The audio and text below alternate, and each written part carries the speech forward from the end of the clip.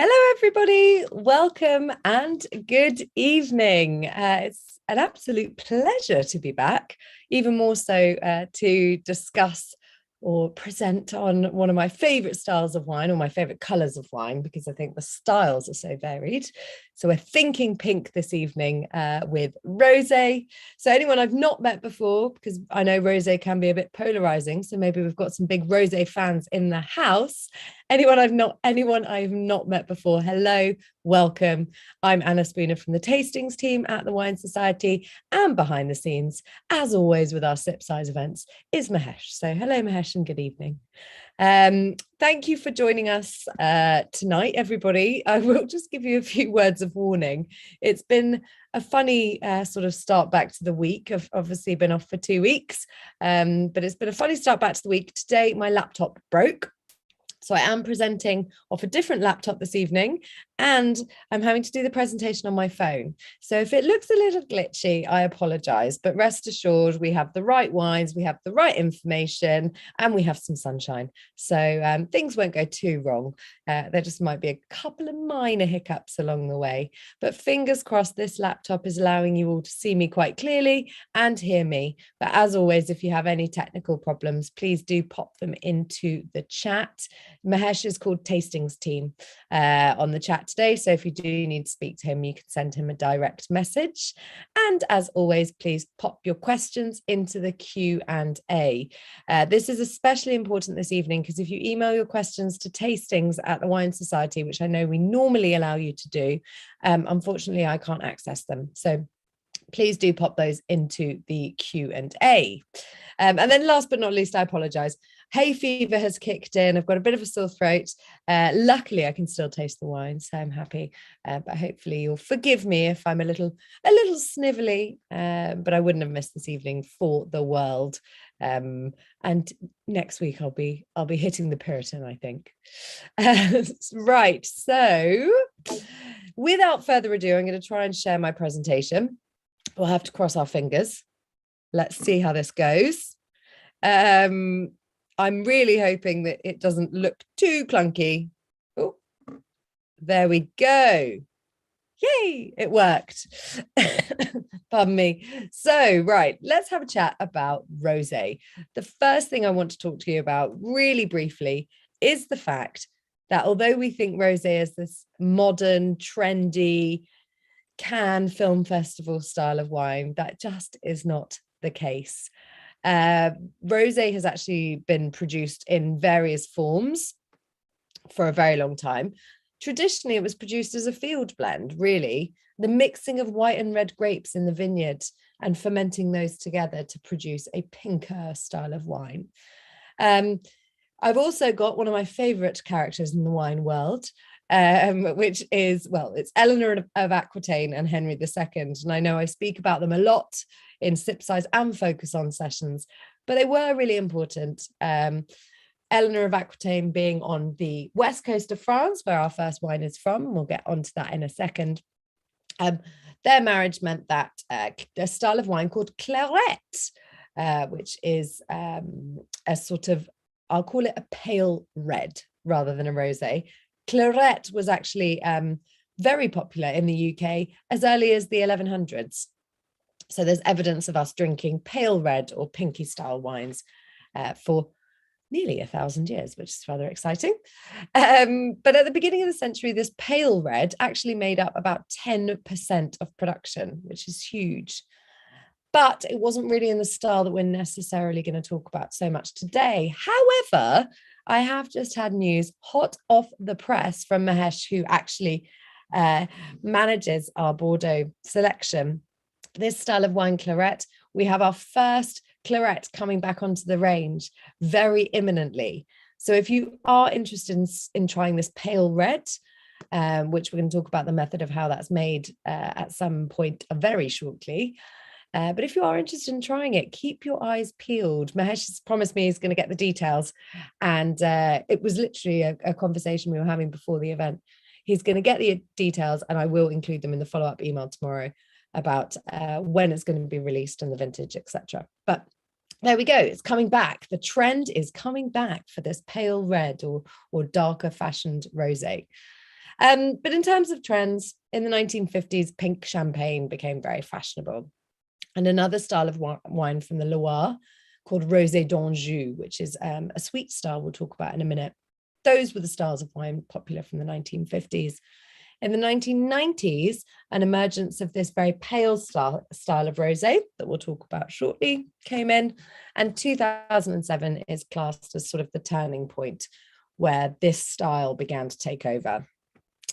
So, pardon me, in terms of trends, trend one is that rosé is increasingly popular. And I really mean increasingly popular.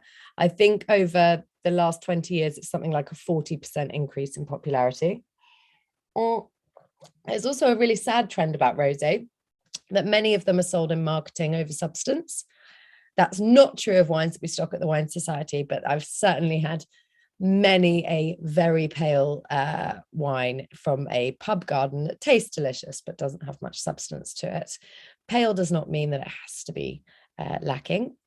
And the last trend I've just mentioned is that pale is preferred. There is a real sort of visual trend within the rosé world, which is a bit of a shame, I suppose. And it's definitely a misnomer or a misunderstanding that pale is better. But there we go.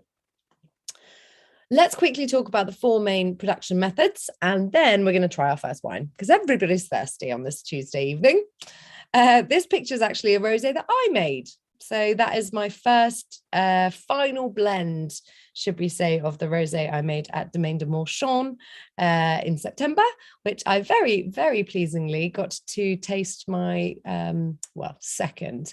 But I opened my first bottle, my first personal bottle, on the wedding day. So I was delighted. So I thought I'd show you it. That was actually the only photo of me producing the rosé that I had.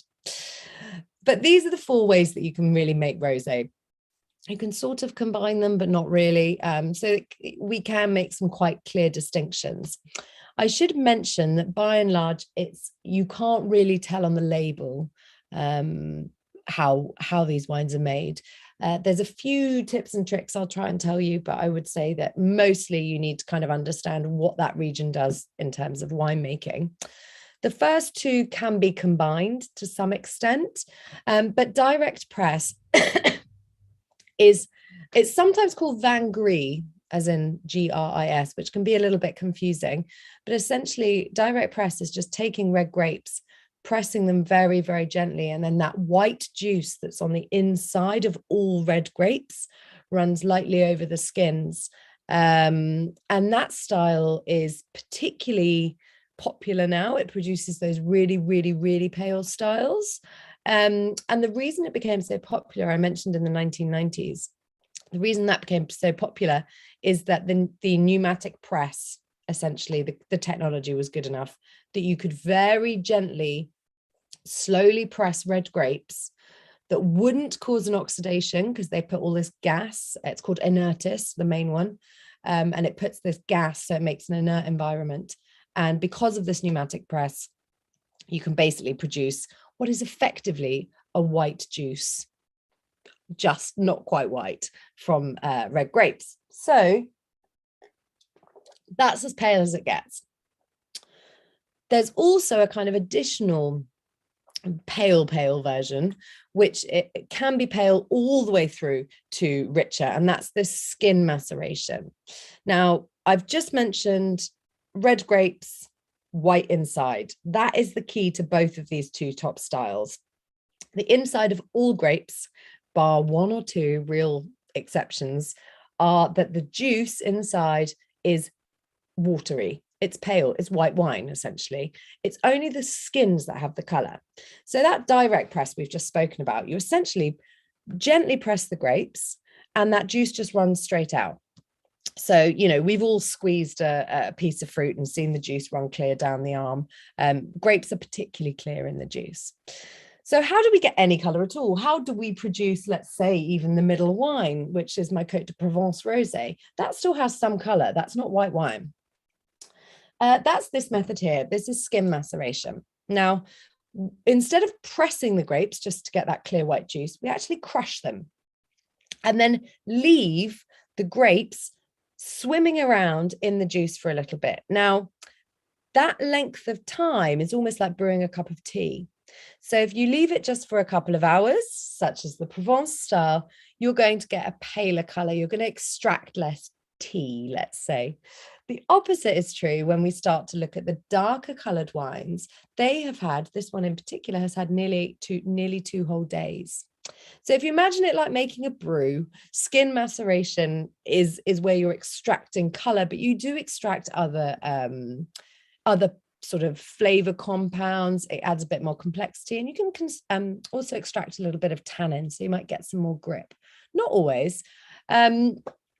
You essentially then, when you've extracted what you need to extract, you run that off the skins, just as we did with direct press, and you ferment it cool like a white wine again. So those two at the top can give you the very, very pale styles, but skin maceration, it's how long is a piece of string. So if you do leave it for the 2 days, and you end up with something more like the final wine.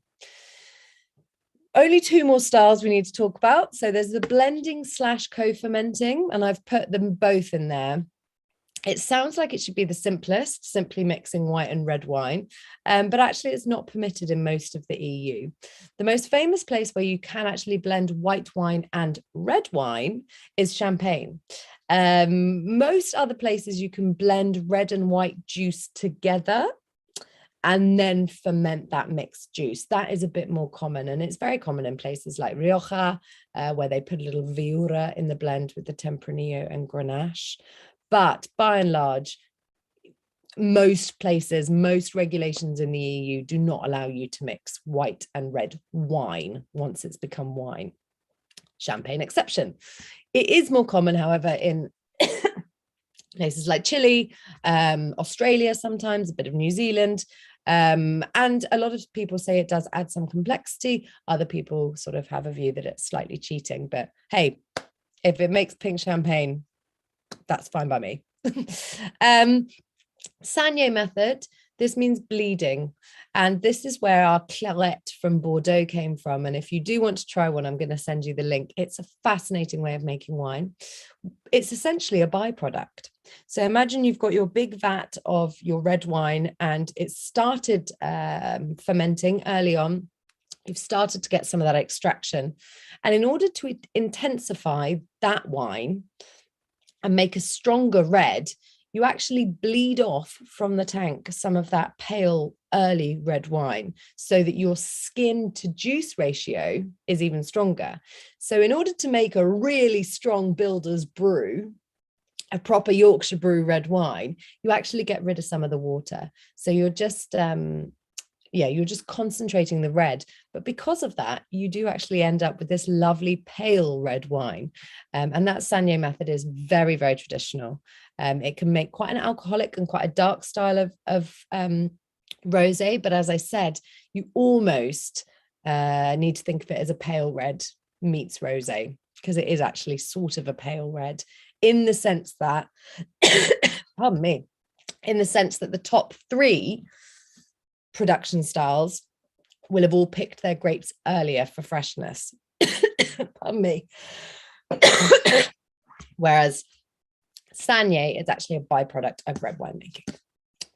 Right, since I'm coughing and spluttering, let's start with our wine from the Loire. This is the Semur Brut Rosé. It's the Society's own label, but it's made for us by Gratian and Meyer.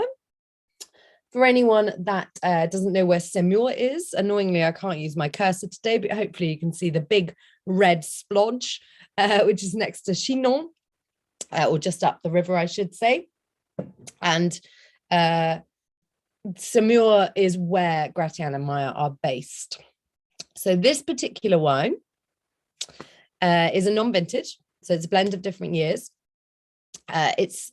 The actual winery was set up in 1864, which is nuts, the same year that they set up the champagne house, Alfred Gratian.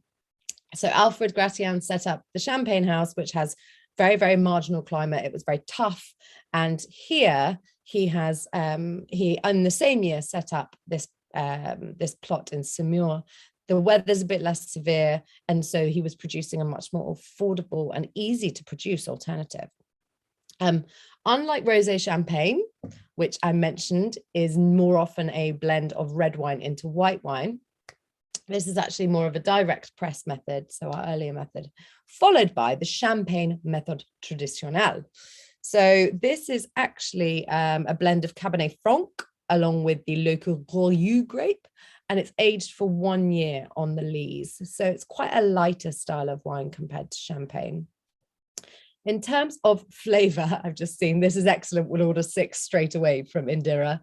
Tell me about it. It is such a wonderful wine.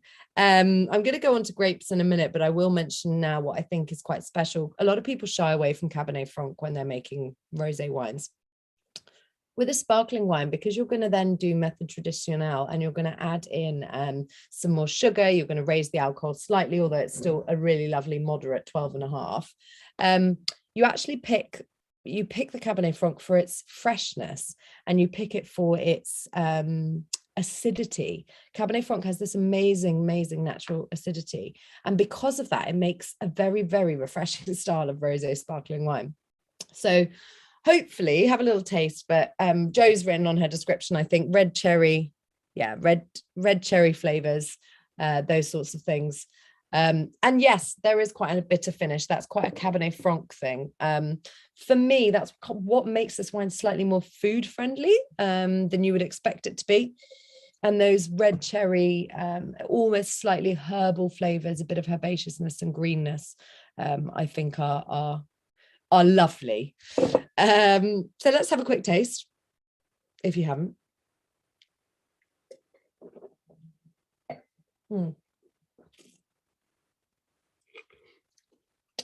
Yeah, it is sort of bitter tart cherry is how I would describe it. Tart cherry, crunchy fresh raspberry. I get a bit of a white pepper. And this is going to sound very, very weird. It's not meant to, but this sort of refreshing rocket almost, it makes the nose tingle like a good bit of rocket in a salad. Brilliant aperitif wine, as Jo has mentioned. Freshness, just fantastic. This is a staple in the Spooner Shepherd Baron house, I have to say. We get through a lot of this, but particularly in the summer. It is an all year round sort of wine, but it's at $11.95, I think. It's the sort of wine that you can indulge during the week and not feel too guilty. It's not got this sort of intense complexity of a rosé champagne does. It's more light, it's more refreshing, all of those sorts of things. Cool, right. I'm conscious of time. Luckily, I've done the hard bit, which was the methods of production. So I hope that you're enjoying, anybody tasting along with anything, I hope you're enjoying. I am just going to quickly talk about sweet Loire rosés, because I do think that there's a misunderstanding about what happens with rosés from the Loire, and we don't have any sweet rosés in today's tasting. They are all dry. The majority of wines produced in the rosé color, I say, rather than style, are dry, but I think it's worth touching on, and the Loire is a great place to have that conversation. So rosé tendres, there's 2 in particular that are very famous, and they are sweet. By their nature, they have a minimum residual sugar level. The first is Rosé d'Anjou, and that almost is slightly akin to a white Zinfandel. If you've tried a white Zinfandel from the USA, it does what it says on the tin. It's white, but made from Zinfandel. But legally as well, I think the sugar requirement is quite similar for Rosé d'Anjou and white Zinfandel. Rosé d'Anjou, beautiful electric pink color that I always think on the shelf is the rosé that screams to me, I'm good fun. 7 grams per litre residual sugar minimum and 9% alcohol minimum. And the way they make it in that slightly lower alcohol but higher sugar style is, I've talked before in the past about sugar converting into alcohol. So if you imagine it like weighing scales, and you start with loads of sugar and no alcohol, and then over the course of the fermentation process, that changes. For Rosé d'Anjou and white Zinfandel, they stop the fermentation partway through. So you end up with a lower alcohol wine, but with a higher sugar level. And it's a very historic way of making fruity, sweeter style of wine with that lower alcohol level. I lived with a girl after university who was obsessed with Rosé d'Anjou because she said it was breakfast wine. That little bit of sugar, lower alcohol, and I have to say I couldn't agree with her more. There is another style which is even slightly sweeter called Cabernet d'Anjou. And as the name suggests, that has to be 100% Cabernet Franc and Cabernet Sauvignon. And for that one, it's 10 grams per litre minimum sugar level. To put it in perspective, you can taste a 7 grams or a 10 grams per litre sugar, but we're not talking 100 plus like a sweet wine. It's a touch of sugar. It gives this sort of je ne sais quoi, this light fruitiness. And I have to say, both of those wines from the Loire are brilliant with slightly spicy food. So if you've got a lamb madras or something like that that's a bit heartier, then I would go with those wines. They're absolutely great. So, sorry about my screen share again. Let's hope it works. Yes, because we're going to talk about grapes. I haven't put the grape names here. I don't think that is of huge interest, but I'm going to call out some common flavors and profiles of grapes that are used in rosé production. I've mentioned about the blending of white and red. I'm not even going to mention any of the white grapes because they are in such small quantities that they are added. And really, most rosé is made exclusively from red grapes using those direct press, maceration or bleeding techniques that we spoke about. So which grapes are common in rosé? Provence, your main grapes are Cinsault, Grenache and Syrah, I'll talk about those three first, actually. Cinsault, for me, brings that beautiful white flower floral note. So if you are prepared to just have a little smell, because this is a 50-50 blend, I'll go into it in a moment, but you will hopefully get some white flower coming through from the Cinsault. Grenache, on the other hand, brings the red fruits. And I did put strawberries at the top, but I have also put straubs. If anybody has ever had a Haribo straub, Grenache rosé for me is often straubs and grapefruits, and a combination of those things, particularly where my family are in the Southern Rhone, more so than Provence. You do get this kind of intense, almost candied strawberry note. Syrah tends to provide a rich structure. It can also bring things like white pepper, I often find, sometimes the herbs, dried herbs, and maybe some more cherry. But Syrah is a fantastic, underappreciated grape for rosé production, in my opinion. Mourvèdre, I've just mentioned as well. The famous rosé wines of Bandol are often, they are a Mourvèdre majority, and you often find it knocking around in the Rhone as well. That does provide a lot of structure and works a little bit like Syrah, less sort of overtly fruity, I would say, than the Grenache. Tiboren, which is a very traditional Provençal grape, brings lovely acidity, freshness, and again, those floral notes that you get from Cinsault. In Provence, you can add 10% white juice, but it has to be in the co-fermentation of the liquid. So it's not a blending, but you can find, not in this wine, but you can occasionally find things like Vermentino added.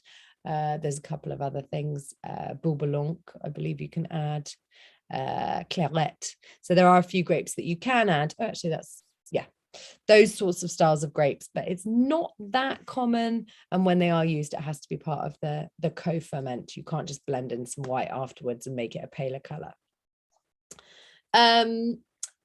Other grapes. So in Spain, I know that we're talking about 3 French wines today, but there's such perfect examples of the styles, I couldn't not. But having just been to Rioja, Tempranillo is very common in Spain, blended often with Grenache, but the Tempranillo adds things like the red fruits, the herbs, often, not always at all, but often more so, I'd say, than many other parts of the world.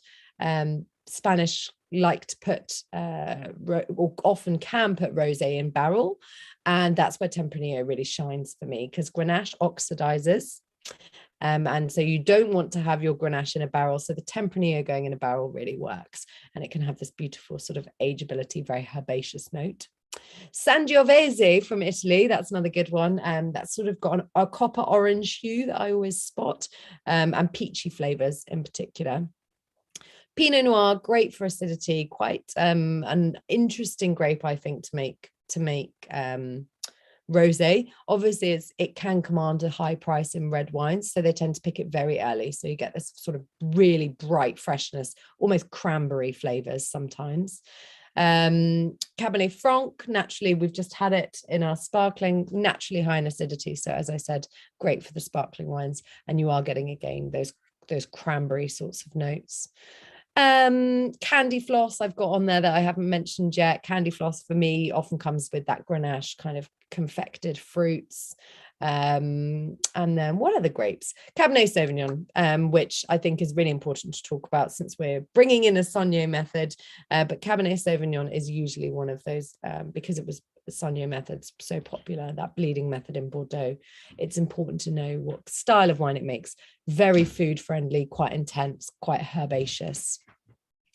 So let's go to Provence, shall we? So Provence as a region is particularly special. We're about to go to the only appellation in France that's 100% rosé, but Provence is the only wine region dominated by rosé in the world. So 90+% of the wine produced in Provence is pink. It does make incredible red and white wine, but the wines here are so popular that, of course, the people want it and the Provençals make it. There's even a rosé research center in Provence, which I think is maybe where I'd like to work one day. The reason the Provence style has rocketed is because of that pneumatic press that I mentioned earlier. Since the 1990s, they've been really able to hone the style of wines. Not that the wines were very rustic before, and I haven't tasted them to know. But my understanding is that the wines of Provence now are world leading, and this color change came about because of the pneumatic press. And in particular, I already mentioned Grenache has a tendency to oxidize, and if you're producing rosé wines from Grenache and you allow oxygen in accidentally, you get this sort of browning orange color, whereas now they can basically almost categorize their wines by this pale salmon color. Flavors, I've mentioned watermelon, grapefruit. I didn't mention watermelon, actually. Grapefruit and watermelon I often get. That does have a slight tropical note. But the one thing we didn't talk about in that last slide, which I think for me is where Provence in a blind tasting comes to life, is this interesting salinity and minerality. And I know we don't want to use the word mineral because no one can define what it means, but I've just put a picture of a stone in there. So we will accept that there is a stony, salty smell to this wine. And I hope you can accept that with me. And the best class Provençal rosés for me have that. And I think the worst don't. They're still friendly wines, but I do think this sort of natural salinity is what sets them apart. Annoyingly, yet again, I can't zoom in, but I have circled there for you right at the tip where this particular wine comes from, which is our exhibition wine produced for us by Chateau de Mesclun. So I will quickly tell you about this wine, and then we must taste it because it's just delicious. So Mesclun is a very old property, farmed since the 16th century and run by the descendants of the owners, although it hasn't necessarily sort of followed in a linear fashion like that. So it's now owned by Arnaud and Elizabeth, and they've been the owners since 2009. And I have forgotten the name of their daughter, but their daughter helps them too, alongside the winemaker. So they have a lovely sort of family affair. It's grown on, and I don't want to make you think that my connection to rocks and soils, I don't believe you can taste the soil it comes from, but it does make a point of saying that this is a schistous hillside soil. What that tends to mean is that the drainage is incredible, so the vines have to work really hard to get nice and deep down. The Roger and Jean have said, so good we ordered 6. I will be honest, I don't think there's many Côte de Provence rosés that are under £12 of this quality. I don't know how Marcel does it. I don't know what wizardry and what magic he does. But this is, for me, an absolutely stonking everyday Côte de Provence. I mentioned earlier, it was a blend. So it's Sanso, Grenache, Syrah, quite sort of, pardon me, Sanas, Sanas.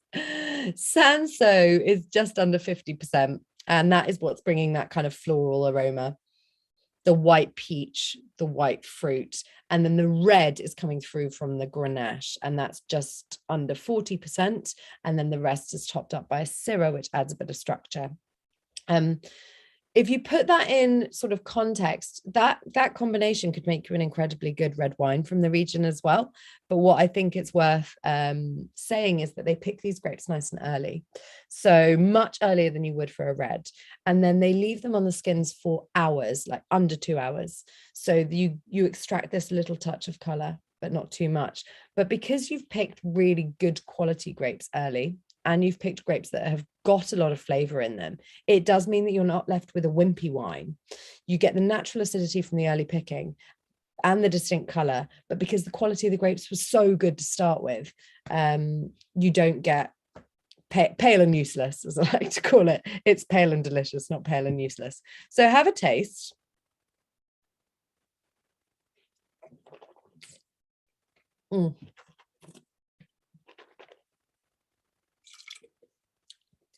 You can understand why I couldn't avoid using 3 French wines, because we're about to have, or I am, I don't know who else has got all 3, but 3, I think, best in class examples of the region. For me here, the more grapefruit, the more sort of nose acidity, tingly sensation is coming through more than it did on the nose. So I am getting that citrus, that grapefruit. Not quite blood orange. I suspect, I'm just thinking out loud here, 2021 was quite an unusual vintage, to be honest, in the south of France. I've had wines from this producer before that have got that more sort of blood orange intensity, whereas this is less so. So definitely more on the grapefruit front. It almost feels a bit like somebody put some salt onto a grapefruit when I taste it. And I've got that lovely lingering sensation, slightly herbaceous at the end as well, which I think is lovely. And again, I mentioned that Syrah sometimes gives me a touch of pepper. I am getting that in a really nice, refreshing finish. So I hope you enjoyed that. I did. I'm sure you can appreciate how much I enjoyed that. But again, a really, really good value wine, great for the summer. And like I said, I don't know how Marcel does it to get them at that price. It's absolutely fantastic. So that leads me on to our final wine, but I want to talk to you about the region. Oh, actually, I think, sorry, just before we go on, it's much harder for me to do this on a phone. So I'm so pleased for you all bearing with me on this. I just want to show you a picture of the property. It's not, it's not a big fancy, I mean, obviously it's very fancy, but it's not a big industrial looking place. It's what looks like a very smart family home, but actually they've invested hugely in the technology. So behind this facade of lovely family home, there is state-of-the-art technology to ensure that there is no oxidation in the pressing, and that the grapes are fermented at the perfect temperature. It's temperature controlled tanks everywhere, because one thing about producing rosé is that temperature at fermentation hugely affects the esters that are extracted during the fermentation process. And a few of those are, I won't go into the chemical names, mainly because I don't think I could pronounce them. But there's things like grapefruit thiols. I can't even say grapefruit. Grapefruit thiols are so unique to certain temperatures of rosé production and certain grapes and terroirs. So in order to preserve this magic, they've had to invest very, very heavily in technology. So looks can be deceiving. looks like a villa I want to go on holiday with, winery fully kitted out with steel and kit and serious stuff. So yes, right. Somebody's just said this went down very well with fresh local lemon sole. Bill Lewis, I can imagine. What an absolute treat. I haven't talked about food and wine matching yet. I think I will when we've tasted the next wine, because I'll compare and contrast food and wine and all the different all the different guises, and how I think rosé is probably the best food and wine matching wine in the world, within reason. Obviously there's some cracking pairings that you can't avoid, but let's talk about Tavel.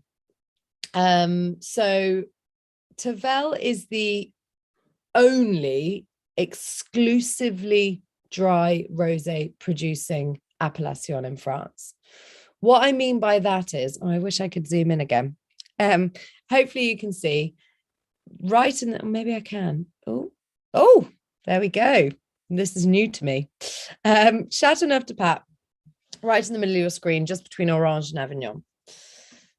Châteauneuf-du-Pape produces white wine and red wine only. Across the river, you have Loire and Tavel. And what you often find is that Châteauneuf-du-Pape producers, with their white and red only in Châteauneuf-du-Pape, might also have vineyards across the river in Loire and Tavel. And Tavel only legally can produce rosé. If you see a white wine with Tavel on the label, it is an illegal. It's not allowed. It's not permitted. And so they specialize in rosé, which is really quite special. The primary grape is Grenache, but they are also allowed to use a whole host of other grape varieties. So Cinsault is one of them and is really common. So if we're just considering, if I just do a quick stop share, these two and how different the colors are, they are not far away from each other. This particular wine is 50% Grenache and 50% Cinsault. This is, let's call it 92, 93% Grenache and Cinsault. It's the production method that has changed the color of these. So in Tavel, you can use Grenache, Cinsault, I mentioned Bourbon, I think earlier, Mourvèdre, Syrah. So there's quite a few allowed, but Grenache majority is usually used, and Cinsault as complementary grape. So the main difference is the production. Fascinating. This wine is also actually a single vineyard wine. Domaine Mabie produce, to my knowledge, 3 styles of rosé from their Tavel appellation. They also, as I suggested, have different vineyards and sites in Loire, which allows them a bit more flexibility. But this particular wine, their prima donna, I believe, from memory, the producer's really into opera. So he has lots of different wines around operatic names. But the prima donna is from a single vineyard. And I'm just going to get it up. My phone hasn't been a total disaster, which is very pleasing. Sorry, just as I have to scroll through all this rubbish. Oh, I've jinxed myself. There we go. Single vineyard, you'll notice it is a little more expensive than the last wine. The most incredible quote from this producer said that this is the hardest wine that they make, as in the hardest to produce. They have to keep it really cold in a cold soak maceration, so temperature controlling all of the crushed fruit for very nearly 2 whole days. So you can imagine how scary that is, crossing your fingers and hoping that the extraction is going to work. The yields are also quite low, so 45 hectoliters per hectare, so they're not producing that much fruit here. It's actually at the upper limit of the appellation, I believe, but the vines are also old, so they're 52-year-old average age vines. So they have they basically are putting, that tech sheet sort of reads to me like a high-end a mid-level, at least mid to low Burgundy. That's the sort of level of fruit that they're producing to make this. And then this terrifying process of putting everything in stainless steel and keeping the temperature down and just hoping for the best. So this is a very different style. It's rich, it's silky, it's spicy, I would say.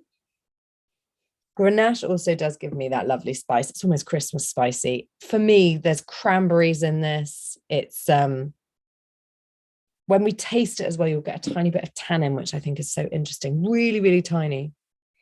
But yeah, the cranberries are definitely coming through on this most for me. It does smell a bit like Christmas. Bear with me. Let's give it a go.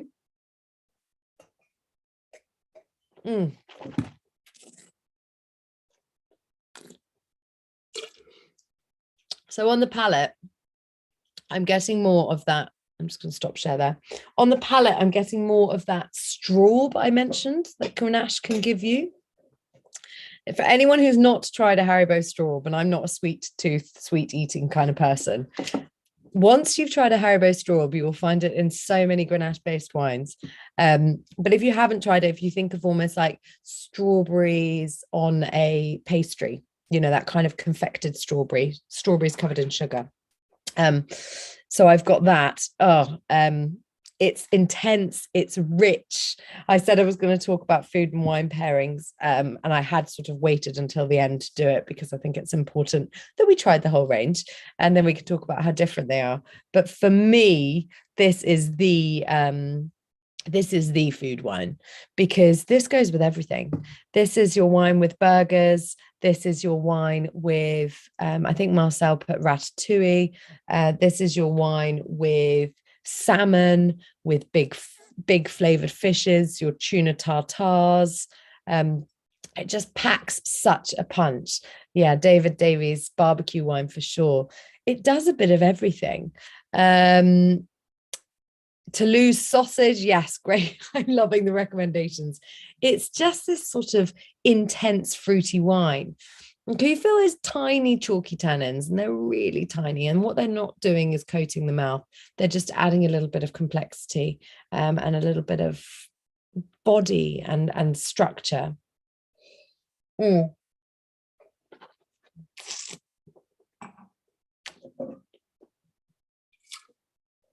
Oh, I love that wine.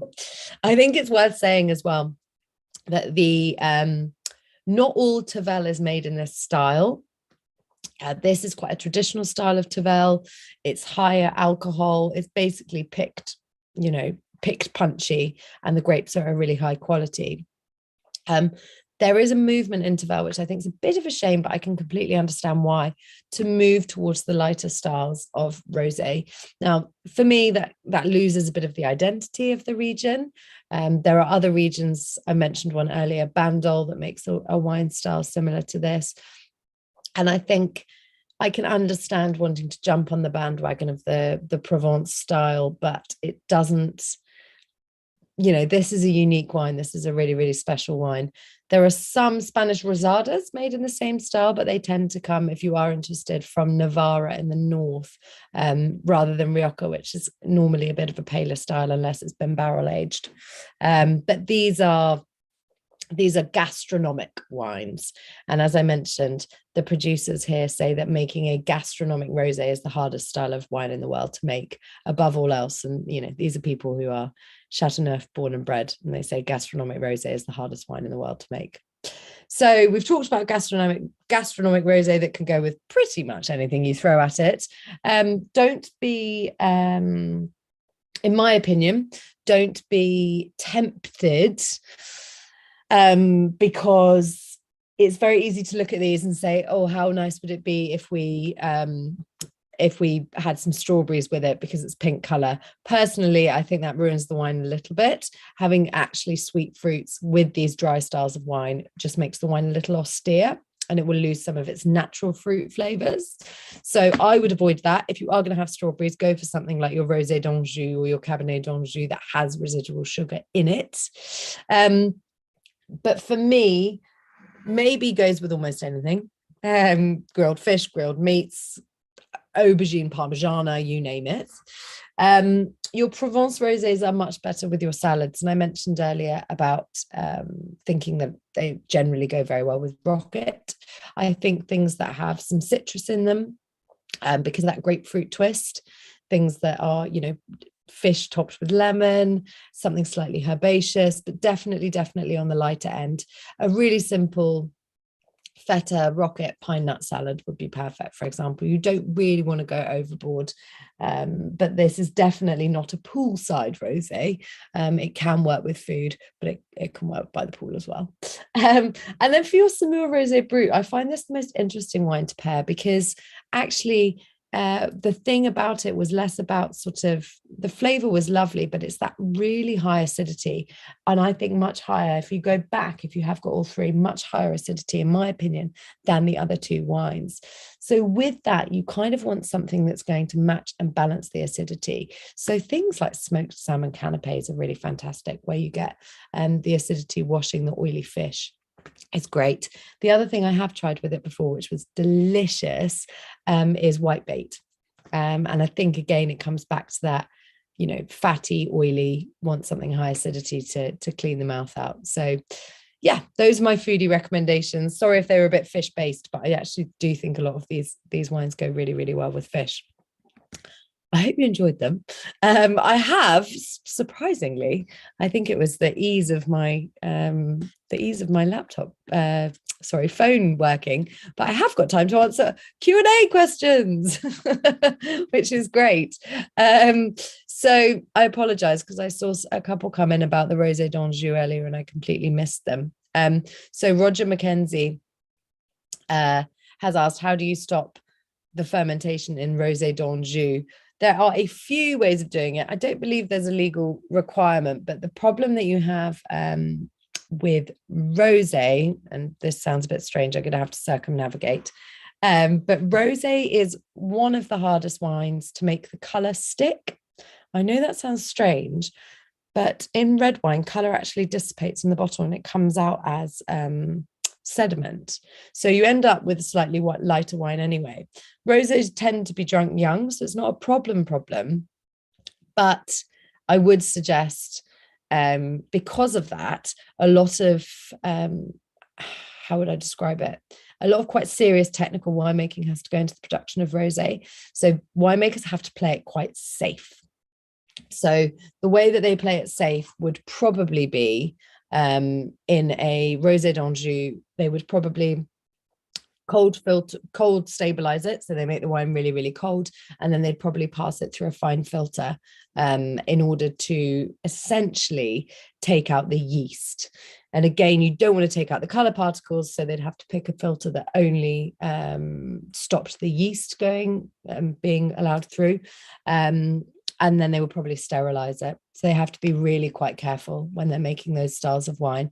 The last thing you want in a Rosé d'Anjou is to have any yeast left over, because of that little bit of residual sugar, those yeast will eat the residual sugar, and then you will end up with a re-fermenting wine. So not only is rosé really hard to make, and you've got to deal with the color particles, which causes an extra problem with the filtration, you don't want re-fermenting wines on the sweet wines. So they are really, really tricky wines to make, and a headache, I think, for a lot of winemakers. Tim Jones says there is a lot of really good English fizz now, like Nightimber. I think half of that question might... Oh, how about fizzy rosé? Sorry, half your question got missing. Fizzy rosé in the UK is less common at the moment. I actually don't know why either, because as I mentioned, the champagne method would be to, in champagne, you make your base wine, let's say you can still make it from red grapes, but you would make a vin clair that is clear.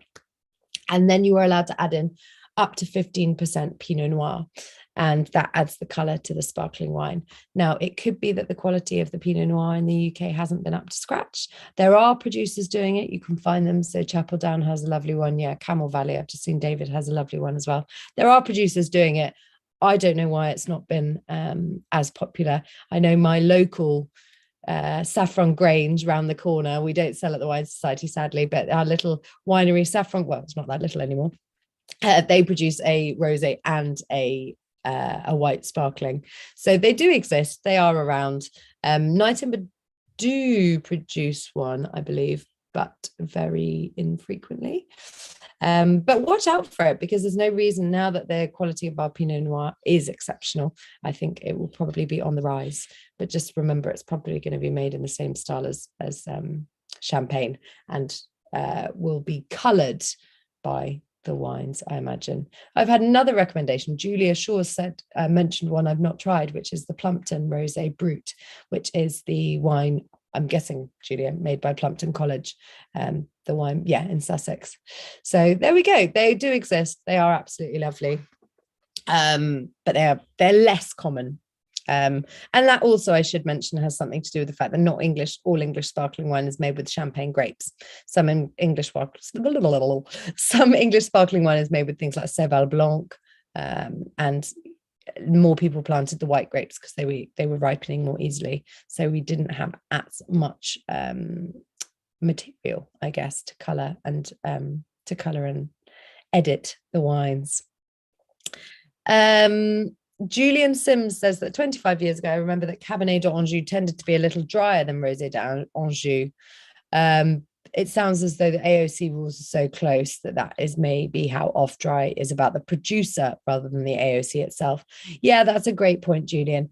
Rosé d'Anjou, I gave you the minimums, for example. So 7 for Rosé d'Anjou and 10 for Cabernet d'Anjou. Those are minimums. So, for example, Cabernet d'Anjou, 25 years ago, may well have been hitting that minimum threshold of 10, whereas Rosé d'Anjou was much higher. And I have had some sweet Rosé d'Anjous, very sweet in my time. I think Rosé d'Anjou is pulling back in order to meet that dry market trend. Dry is definitely preferred now, which I think is a shame. But I actually love the sort of 10, 12, 15% Rosé and Cabernet d'Anjous, which have that lovely sweet fruit that can handle slightly fiery curry or something like that. I think they're delicious. And I've got Indira Chima saying, how does the 2019 compare at 18 per bottle, please? I'm assuming you mean maybe. Oh, yeah. Sorry, Mesh has just told me. Yes, are we selling the 2019 at the moment? How interesting. So this is, of the 3 wines, this is the only wine worth aging. I say worth aging, that sounds horrible. So the way that this is produced, I just mentioned about the colour being hard to hold on to, but there are a few things that allowing this much colour and extraction do. And one of the main things is act as a preservative. So the more that you extract from the grape skins, prevents this sort of oxidation that can happen later. So the 2019 will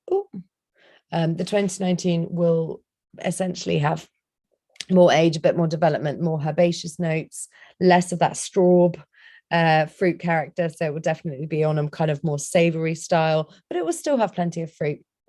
I think it'll probably end up be going to more of the peppery herbs though, rather than okay, so it's a slightly different wine. I'm just reading out loud here. The 2019 that we're selling at the moment, it's a different, so this is the Prima Donna. I was a bit surprised. It's oak aged. So the Tavel Libbiamo by Domaine Maybe that Hesh has just put into the chat. This is actually 2 grape varieties, so Grenache Noir and Grenache Blanc, and it's actually co-fermented and then aged in oak barrels. So it will have a very, very different profile from the oak. It will have a kind of, how would I describe it? Maybe like a bit more of a bruised fruit flavor rather than the fresh and crunchy fruit flavor here. So there will be a bit of intentional oxidation have happened. And also it's worth saying that the Grenache Blanc and Grenache Noir will have brought completely different, more intense, I would say, flavors, and definitely more down that red fruits.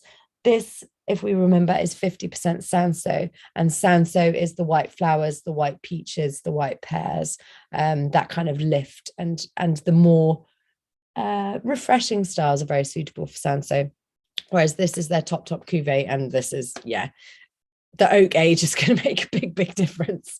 So if you're interested in trying it, I can highly recommend it. Richard maybe is a genius, so it's worth a go. And thank you for sharing that, Mesh. Sorry, I was a bit confused about why we're releasing two of the same wines in different vintages. In terms of other recommendations, I would highly recommend tasting some of the aged Spanish Riojas if you're really feeling experimental. The Rosadas, Gran Reservas and Reservas, they are particularly different. I've been lucky enough recently to try a few, and I know that we are hopefully going to be launching another from Tondonia later in the year. But those wines are very different in character. They are full of herbs. They are almost leathery in some senses, lighter, but definitely not the kind of refreshing fruit that you would experience from these styles of wine. So if you haven't tried a Tondonia rosé, then those are really special. And yes, Muga's, I'll mention Muga because Roger and Gina just said it, and then I think it's probably easier to wrap up. But the Muga wines, if they are for sale at the moment, I think we've just, and I mean just, had the shipment in for the Muga Rosé, but rest assured we are about to release it. And the Muga wine is a lovely wine, and that is one of the wines I mentioned earlier where they blend in some Viura. And actually talking to the team at Muga when I was last there, I said, oh, have you gone for this pale, lighter style to copy Provence? And I nearly got death stared out of the room because, as I alluded to earlier, Rioja have been producing a very pale style of rosé by blending in Viura, their local white grape, for a very long time. And so actually the Muga wine is full of punch, but is in this beautiful pale style, and I must say is one of those wines where looks can be deceiving. It's got this incredible fruit forward, full-bodied character, but it's very much more in the Côte de Provence colouring than the Tavel colouring. So yeah, if you like a kind of gastro wine, that Muga wine I cannot recommend enough, and I believe it will be launched at the end of this month. So lovely. Thank you all so much. Julian says he's looking forward to the claret being listed. So am I, Julian. I will send you around when Mahesh kindly sends me the details. I will send you around the details of when that's being launched. I will confirm the Muga if you want me to, but I rest assured it's by the end of the month, I think. And thank you for joining me. I hope that I may have dispelled some myths about pink wine. It's not all girly stuff. I hate that language. It's not all swimming pool wine though. It can be really serious. And I think harking back to Richard maybe in his statement that producing gastro rosé wine is the hardest wine to produce in the world, I think is a testament and shows the incredible dedication of all these winemakers to make these wines, and they should not be sniffed at. So thank you all so much for joining me. Thank you, Mahesh, behind the scenes again, and I look forward to seeing you either later in the week. We've got a lovely event tomorrow on biodynamics, and then another event on Portugal. So we've got 2 more events this week, and if I don't see you then hopefully I'll see you next week where we have Pierre Perrin on Monday. So thank you all very much. I hope you enjoy. If you've got some sunshine, then you've got the wines for it. Good evening. Bye-bye.